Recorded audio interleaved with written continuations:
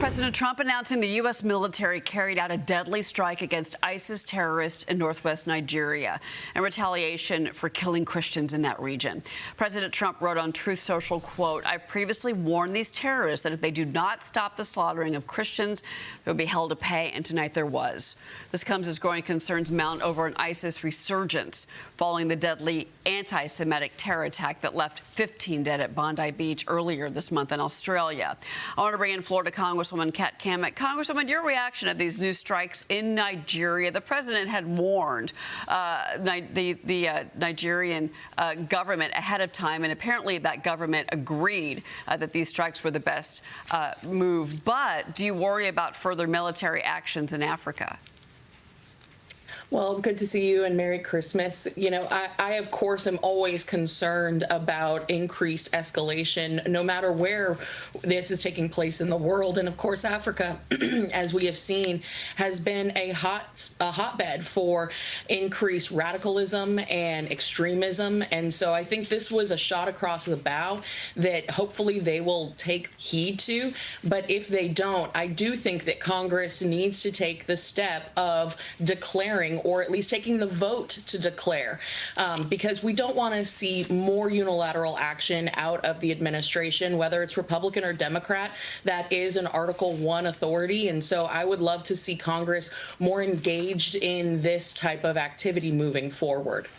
Well, obviously, we're going to be watching military actions, not just in Africa, but also in Venezuela, Congresswoman. But I want to get your reaction to what's happening here at home and in Washington, because we've got the threat of another government shutdown. Congress left for the holidays, no progress on a bill to fund the government. The deadline is January 30th, as you know. You've got one of your colleagues, Texas Democrat Jasmine Crockett, predicting that lawmakers are going to fail to pass any bills before that deadline. Listen to her. I personally believe that we're headed towards a shutdown. Since we've reopened the government, we have not passed one of those 12 appropriations bills. We've not even voted on one of the 12 appropriations bills. Here it is. It's now technically 2 months later. Still nothing has been done. So I don't see how we are going to get to the point that we end up in a space in which we reopen the government. I mean, that the government does not shut down. There's a lot of political risk, Congresswoman, on both sides for another shutdown by the end of January. Are we heading there? Well, first I have to say, bless her heart. My goodness, she doesn't even know what she's voting on. We did vote on some appropriation bills.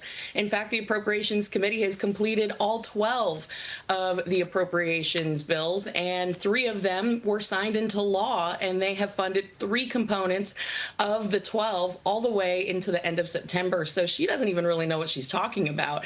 Bless her heart. You know, there is consternation certainly about the process of how do we get these appropriation bills, the remaining 9, across the finish line. And even before we left before Christmas, there was conferencing between the House and the Senate appropriators to advance packages of 6, possibly the remaining 9. And we have until the end of January. Now, of course, Congress doesn't have a great track record of this, but I would say that it is positive movement that we're seeing less spending and more codifying of President Trump's executive actions, which in large part are reducing the size and scope of government, which help us move the ball forward towards balancing the budget, addressing the deficit.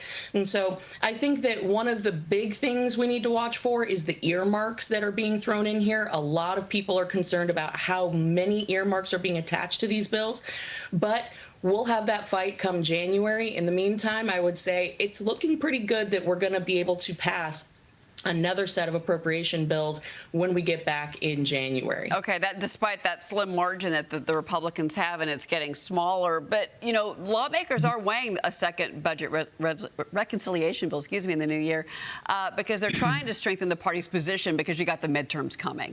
And the House and the Senate reportedly discussed this potential centerpiece for another bill. Use tariff revenues to send direct payments to taxpayers in a move to offset rising health care costs once those subsidies for Obamacare expire next week. And they are expiring, Congresswoman. And there's a lot of movement here. I want to get your take on this because Representative Joni Arrington, she says a new bill would center on health care reforms. August Pfluger is saying, let's expand health savings accounts, make a health-focused package there. There's all these different health care bills. And I ask why we can't get more on one page, simply because you've got a very short window when you come back from the holiday. The calendar is not going to be your friend. No, it never is. And Congress is always seeming to be adverse to work, which is one of the big gripes I have as a Congresswoman. Is I wish that the calendar was actually more robust. But all that being said, we do need to address the healthcare crisis that we're facing. And that crisis is well beyond just the expiration of these subsidies for Obamacare, which I must remind people, that is $400 billion that goes directly to insurance companies that are logging 237% profits. So it does not in any way, shape, or form fix the healthcare crisis that we have. The sick care system that is focused on maintenance rather than prevention, that does nothing to actually address that in this country. So I think expanding health savings accounts, our bill, the Access Act, does that and redirects that subsidy to individuals so that they can actually use that money to pay premiums and receive care and specialty care that they desperately need, rather than just going with what's in network versus out of network based on their health care plan. My apologies that I didn't know that you were working with Congressman Pfluger, by the way. So I do want to apologize to you. No, it's a big priority, and there's multiple different versions of the bill. It's all about, we agree on the end product. It's how do we get there that makes sense. And that's what we've got to work through here in the first quarter going into Q1.